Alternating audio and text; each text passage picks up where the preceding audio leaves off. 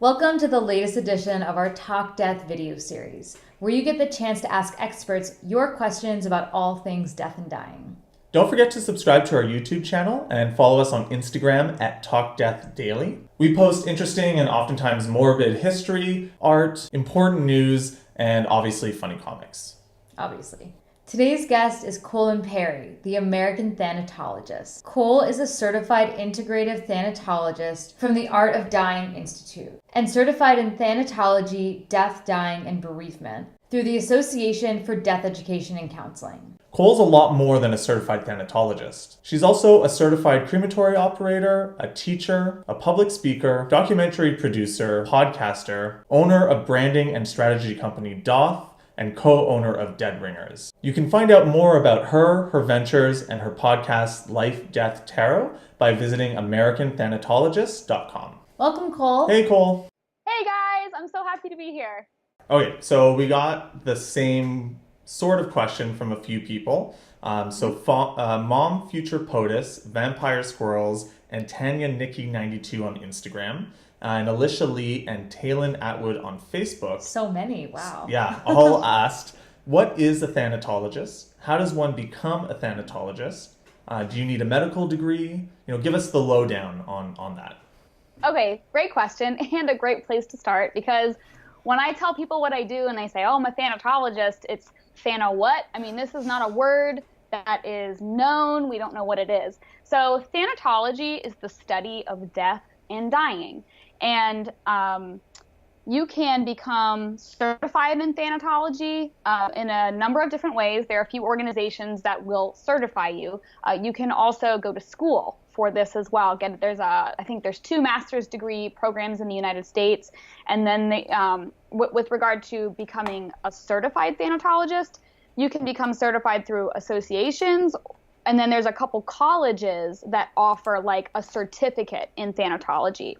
And which one do you pick? It depends on what your career goals are. Some people will pursue a master's in thanatology because if they get the master's, they can then get paid more in their full-time job. So sort of what your goals are what can direct the way in which you want to quantify your knowledge within thanatology. Thanatology is a baby science. It's about 100 years old. And what's interesting about it is its beginnings we attribute to 1 or 2 individuals.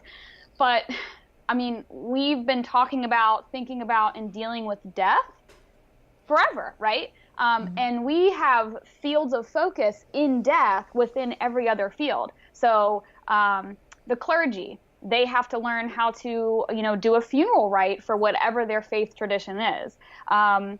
Schools, school counselors, they have to have training in how do I deal with the kids in my school if there's a death in the school.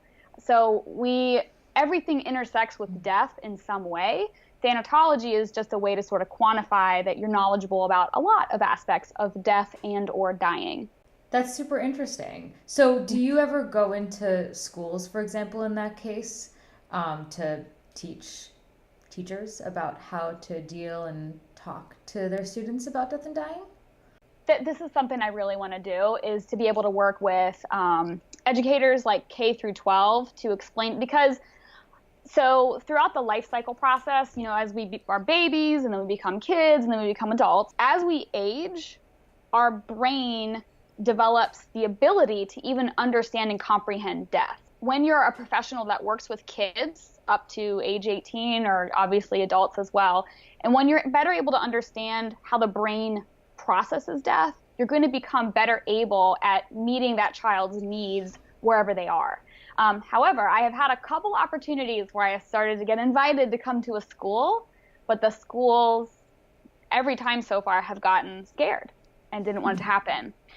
Because we have a very death-avoidant culture, and we will let stories of death and murder and homicide into our classrooms, but not an individual who's capable and able to address it appropriately, hold space for it, and be able to have healthy conversations instead of just throwing death images at the kids and then being like, okay, that was the news, bye. So what schools offer thanatology courses in the States and maybe even in Canada, if you know? So you can get a master's degree in thanatology. There are 2 colleges in the United States that I'm aware of that offer this, Marian University and then Hood College as well. You can also then get a certificate in thanatology through a university or college, and there's a few places you can do that. And then there are certifications in thanatology. You can get certified as a thanatologist through the Association for Death Education and Counseling, or the Art of Dying Institute. And that's about it. I am not aware of any bachelor level programs in thanatology. Thanatology is something that builds on other stuff. And then thanatology is sort of like a backpack you put on to your primary profession. That tends to be how it works best. So usually you'll already be something, and then you add thanatology on to enhance whatever your particular field of study is. Well, so that ties in really nicely, actually, with a question by Your Paranormal on Instagram.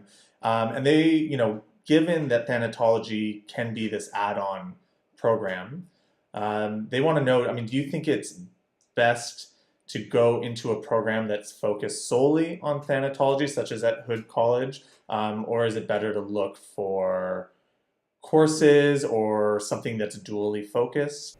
There's no such thing as like a full-time thanatologist. I've never seen a company put out a full-time job posting, and they're just trying to find a thanatologist to come and walk around.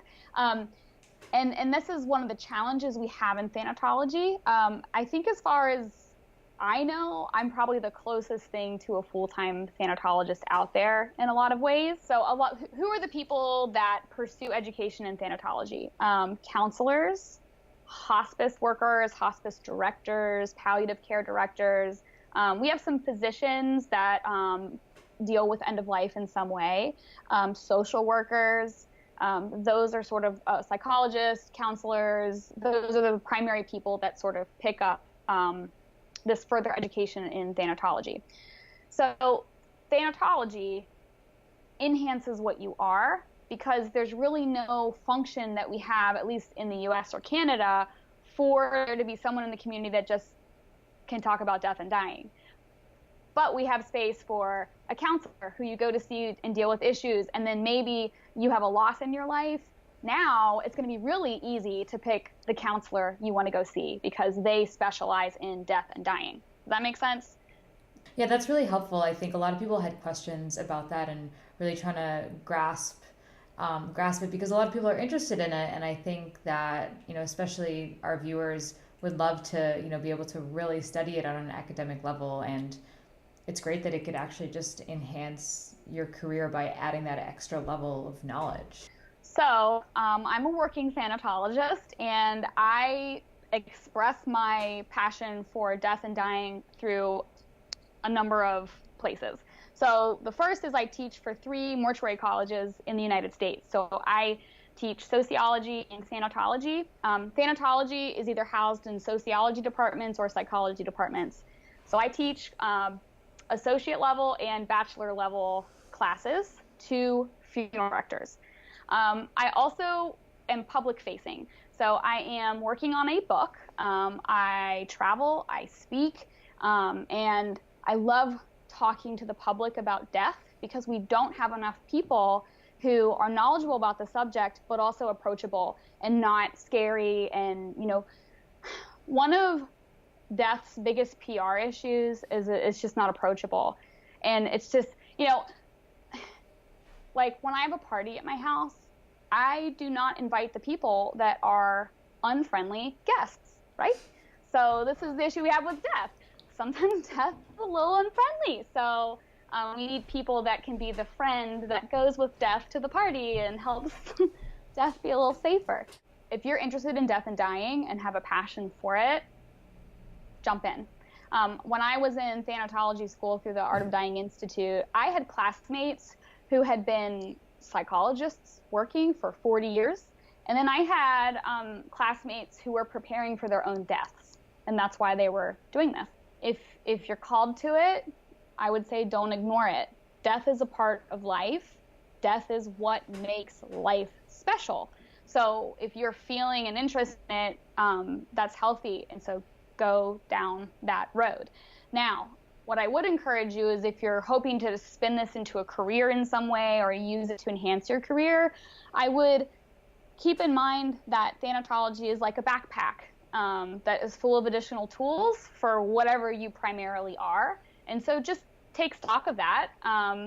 So sometimes people will want to be like, I want to be a thanatologist, I'm tired of being a teacher, for example. But what I would encourage you to think about is, why are you starting to get tired with that profession that you chose? And maybe thanatology can just help you jump back into loving it again.